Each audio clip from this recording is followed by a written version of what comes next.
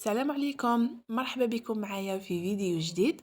اليوم راح نديرو مطلع اكسبرس يجيكم خفيف، يجيكم ثاني هايل. توجديه غير في روبو وتوجديه بالخف، راح يعطيك نتيجة بزاف هايلة. طريقة سهلة، خطوات جد بسيطة. شوفوا البنات كيفاش يجيكم من الداخل، يجيكم هايل خفيف. آه، يعني صراحة يستاهل التجربة. بلا ما نطول عليكم حبيباتي، نروحوا طريقة التحضير. هنايا فقط نعطيكم ملاحظة على هذا الكاس اللي عندها يعني هذا الموديل، ولا الكاس الاخر تاع ام والد يعني معروف هذا الموديل. ملاحظة البنات يرفدوا نفس الحجم يعني نفس الكيلة، اذا كيلتي بهذا ولا بالاخر كيف كيف.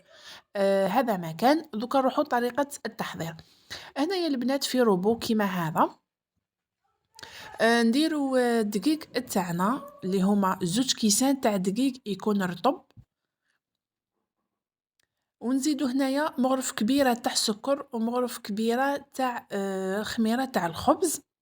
هنايا عندي 2 مغارف كبار تاع الزيت، تقدري ديري 2 تاع زيت الزيتون، تقدري ديري مغرف زيت الزيتون كيما تحبي. وهنايا عندي 2 كيسان تاع ماء دافي، الكيسان يعني نفس الكيلات اللي كيلت بهم الدقيق.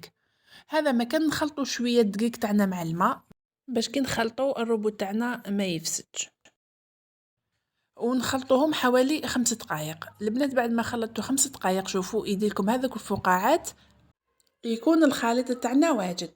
هنايا في ريسيبيون ولا في جفنه نتوما عندك، نفرغوا الخليط تاعنا. ومن بعد هنايا نزيدو حوالي 2 كيسان تاع فارينه. إذا كانت الفرينة حسب النوعية نقدروا نزيدو حتى 2 كيسان ونص. دوك تشوفوا معايا الخليط كيفاش يكون. هنا درت 2 كيسان فرينة مع شوية سنوج وجلجلان، يعني هذه الخطوة اختيارية. ودرنا الملح ونخلطوا الفرينة تاعنا مع الخليط الاولاني، نخلطوا غير بصباحتينا هكذايا حتى تدخلنا الفرينة مليح.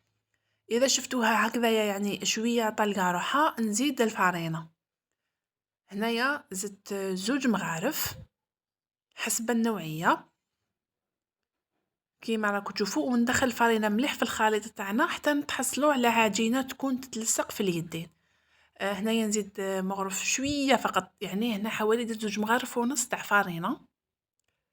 نكتب لكم كامل المقادير تحت البنات في صندوق الوصف. هنايا شوفوا البنات نشري اليديه من هذه اللي لاصقه ونعاود نولي لكم. ها هي البنات العجينه اللي نتحصلوا عليها، تكون يعني شويه طريه وتكون تلصق في اليدين. هنايا شويه فقط تاع الزيت ندخلها هكا على الوجه، ومن بعد ندير العجينه تاعنا تخمر. نغطيها بساشي ولا بابي سيلوفان ولا نتوما عندك، ونخليها تخمر عادي.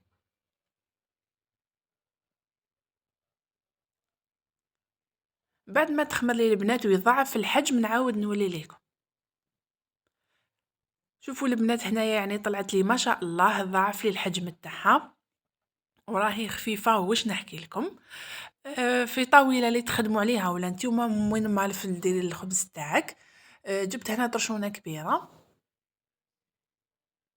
وندير كامل شويه هكا سميد رطب من تحت باش العجينه تاعنا يعني كي نرفدوها راح تجينا العمليه سهله.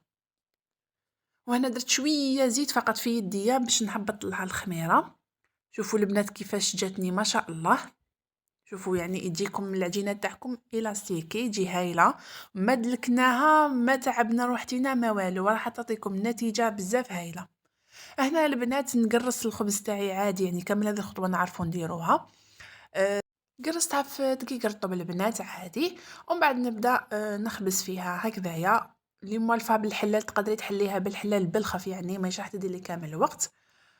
نفتح العجينه تاعي هكا على شكل دائري، اذا شتوها لصقت شويه في يديكم زيدوا ديروا لها شويه دقيق من الفوق.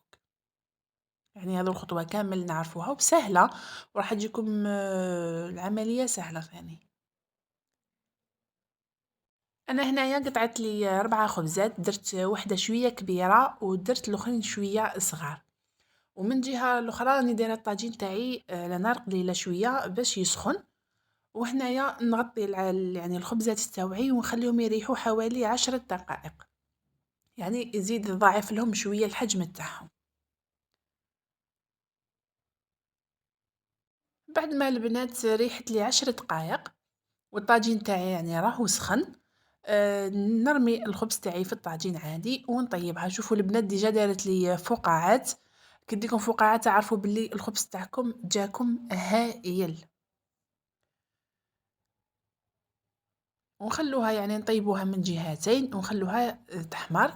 انا هنايا الخبزه تاعي يعني نثقبها وحده في الوسط كما راكم تشوفوا، ونقلبوا المطلوع تاعي، يعني مطلوع وعليه الكلام يا البنات بزاف هايل. نتمنى ان شاء الله تجربوه وراح يجيكم خفيف، يجيكم هايل وماوش راح يديلكم كامل الوقت كيما شفتوا. هذا هو لا فيديو تاعنا البنات، نتمنى ان شاء الله يكون عجبكم، واذا عجبكم خلوا لي غير جيم، هذا ما كان. نتلاقاو في فيديو اخر ان شاء الله مع وصفات جديده. نقول لكم تهلاو في روحتكم. السلام عليكم ورحمه الله تعالى وبركاته.